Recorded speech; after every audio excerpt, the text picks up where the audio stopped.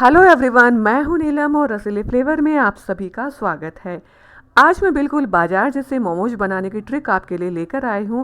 बिल्कुल बाजार जैसे मोमोज बनाएंगे, वो भी दो तरह के मोमोज बनाएंगे और साथ में बनाएंगे इंस्टेंट चटनी। बिना अवन के बनाएंगे और घर की कढ़ाई में बनाएंगे। तो चलिए बनाना शुरू करते हैं। सबसे पहले मैंने यहाँ पर कद्दूकस करके ले लिया है पत्ता गोभी और साथ में ग्रेटेड लिया है मैंने यहाँ पर गाजर और साथ में प्याज ले लिया है और 10-12 कलियाँ लहसुन की ली है। इन सभी को मैंने जो डोरी खींचने वाला चॉपर होता है ना, उसमें चॉप कर लिया है। आप भी उसी में चॉप कर लीजिएगा, बड़ी आसानी से चॉप हो जाता है और बहुत अच्छी तरीके से चॉप हो जाता है। और आपके घर में वो नहीं है तो आप जो किसनी होती है उससे कस लीजिएगा और उसके बाद में इसमें डाल देना है 1 चम्मच नमक। क्योंकि चूँकि सब्जियां अब है वो पानी छोड़ेगी, तो इसलिए इनको कर देना है मिक्स नमक को अच्छी तरह से और ढक करके इसको 10 मिनट के लिए एक साइड में हमें रख देना है और इनको पानी छोड़ने देना है। उसके बाद में हम इसका पानी निकालेंगे। जब तक ये काम हो रहा है हम डो लगा लेते हैं। तो यहाँ पर मैंने 2 कप मैदा ले लिया है। आपकी ज़रूरत के हिसाब से आप ज़्यादा कम कैसे भी ले सकते हैं। उसके बाद में मैंने यहाँ पर आधा चम्मच से डाल दिया है नमक और उसके बाद में 4 चम्मच मैंने यहाँ पर रिफाइंड ऑयल डाल दिया है।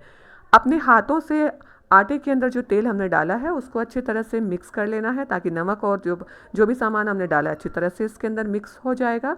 उसके बाद में थोड़ा सा मैंने निवाया पानी लिया है और पानी से हमें अच्छी तरह से आटा गूंद लेना है। पानी हमें थोड़ा थोड़ा करके डालना है, ताकि है वो एक साथ है वो पानी गिर गया तो वो आटा है वो बहुत ज़्यादा गीला हो जाएगा। इसलिए अपनी ज़रूरत के हिसाब से थोड़ा थोड़ा करके पानी डालना है और अच्छी तरह से इसको स्मूथ बनाना है। और लास्ट में इसमें ऑयल डाल करके इसको 15-20 मिनट के लिए ढक के रख देना है। तो ये देखिए यहाँ पर 10-15 मिनट हो चुके हैं और सब्जियाँ हमारे तैयार हो चुकी हैं, यानी कि जो स्टफिंग हमने रेडी की है वो तैयार हो चुकी है। पानी इसमें से निकल गया है, इसलिए हमें इसको अलग से पानी निकालना है, कपड़े में डालना है। कोई भी मखमल का कपड़ा या फिर कॉटन का कपड़ा जो भी हो आप वो ले लीजिए और अच्छी तरह से पानी को इस तरह से अपने हाथों से इसको निचोड़ दीजिएगा। तो ये देखिए काफ़ी सारा पानी इसमें निकल गया है। तो ये पानी निकालने की प्रोसेस बहुत ज़रूरी है, नहीं तो क्या स्टफिंग ढंग से बिल्कुल नहीं बनेगी। तो इस तरह से कपड़े के अंदर लेकर के, कॉटन के कपड़े में भी आप आराम से निकाल सकते हैं। तो इससे आप पानी निकाल लीजिएगा और इस तरह से स्टफिंग को वापस से एक बाउल के अंदर डाल लीजिएगा। और जो पानी है उसको बिल्कुल फेंकना नहीं है। आप इसको सब्जियों में इस्तेमाल कर सकते हैं या फिर सूप बना सकते हैं। इसके बाद में स्टफिंग के अंदर हमें डाल देनी है 1 चम्मच काली मिर्ची और थोड़ा सा नमक भी एक टेस्ट के लिए वापस से डाल सकते हैं अगर आपको कम लगे।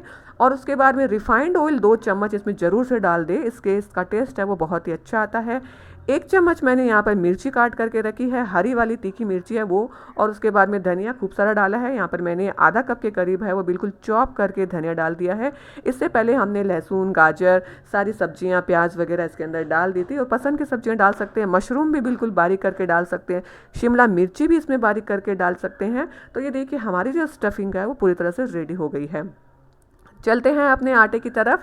अच्छी तरह से फिर से इसको 5 मिनट के लिए बिल्कुल स्मूथ बनाना है। अपने हाथों से इस तरह से हथेलियों से दबा दबा करके, घुमा घुमा करके इसके बाद में इस तरह से इसकी लोई तोड़नी है और एक लंबी लोई को तोड़ेंगे और छोटे छोटे इसके बॉल्स है वो हमें तोड़ के रख लेने हैं।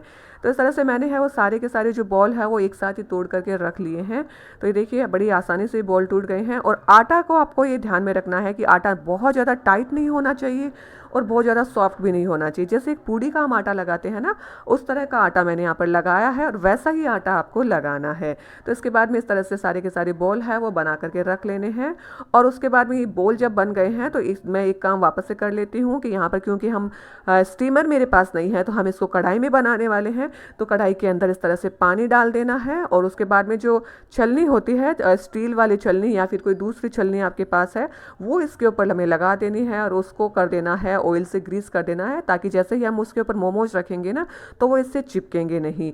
और इसके बाद में ऑयल अच्छे से लगाना है और उसके बाद में इसके ऊपर हमें प्लेट ढक करके रख देना है और अच्छी तरह से इसको गर्म होने देना है, यानी कि पानी को उबलने देना है। इसके बाद में हम मोमो बनाना करते हैं शुरू। तो बस जैसे सिंपल हम पूड़ी बनाते हैं वैसे पूड़ी बना लेनी है। और उसके बाद में इसके अंदर हमारी स्टफिंग रखती है। पूरी स्टफिंग को बीच में करते हुए इसको एजेज को इस तरह से पकड़ करके धीरे धीरे इसको फोल्ड करते जाना है। और उसके बाद में पूरी तरह से फोल्ड करके ऊपर से यूँ घुमा दीजिए। और उसके बाद में देखिए हमारा मोमो बिल्कुल रेडी है। इसके ऊपर वाली पीक को आप भले ही तो पकड़ करके बिल्कुल सीधा रख सकते हैं या फिर तीखा भी रख सकते हैं, चिपका भी सकते हैं। तो ये देखिए हमारा बिल्कुल बढ़िया स्टाइल में जो मोमो है ना बिल्कुल बन के तैयार हो गया है। बहुत ही आसान है इसको बनाना। इसी तरह से दूसरा मोमो मैं वापस से आपको बना के दिखाती हूँ जो थोड़ा सा अलग सा होगा। इसी तरह से पूरी को बेल करके स्टफिंग रखनी है और ये देखिए जिस तरह से मैं ये इसके किनारों को पकड़ करके धीरे धीरे एक दूसरे के ऊपर चिपका रही हूँ, यानी कि आपस में पास पास में ला रही हूँ। इसी तरह से आपको भी इस तरह से पास पास में लाते रहना है। ये देखिए जिस तरह से मैं कर रही हूँ। तो बस अब इसको आधा ही फोल्ड करना है और इसके आधे भाग को इस तरह से चिपका देना है जिस तरह से मैं चिपका रही हूँ। तो ये देखिए हमारे दूसरे तरीके का जो मोमो है ना बिल्कुल बनकर तैयार हो गया है। दोनों के दोनों ही बहुत ही आसान है बनाना, बहुत ही यूनिक तरीका है और बहुत आसान है। बिल्कुल बाज़ार में जैसे मोमो बनाते हैं ना, ये वही तरीका है। दो तरीके के मोमो मैंने आपको बताए हैं। तो इस तरह से आप दोनों के दोनों तरीके के मोमो है वो बना करके रख लीजिए। मोमोज बनाने के और भी कई तरीके हैं, लेकिन दो ये तरीके हैं ना सबसे ज़्यादा जाने जाते हैं। तो ये देखिए सारे के सारे मोमोज मैंने बना करके रेडी कर लिए हैं। आप भी सारे के सारे मोमोज है इसी तरह से बना करके तैयार कर लीजिएगा और जैसे जैसे वो बनते जाए उनको वापस से ढक करके रख दीजिएगा, नहीं तो इनके ऊपर एक पपड़ी जम जाएगी। तो ये देखिए इस दूसरी तरफ हमारा जो पानी है वो पूरी तरह से गर्म हो चुका है। तो एक एक करके सारे मोमोज है वो इसके अंदर रख देने हैं और हमने पहले से ही इसको ग्रीस कर दिया था, इससे ये है वो आपस में एक दूसरे से चिपकेंगे नहीं।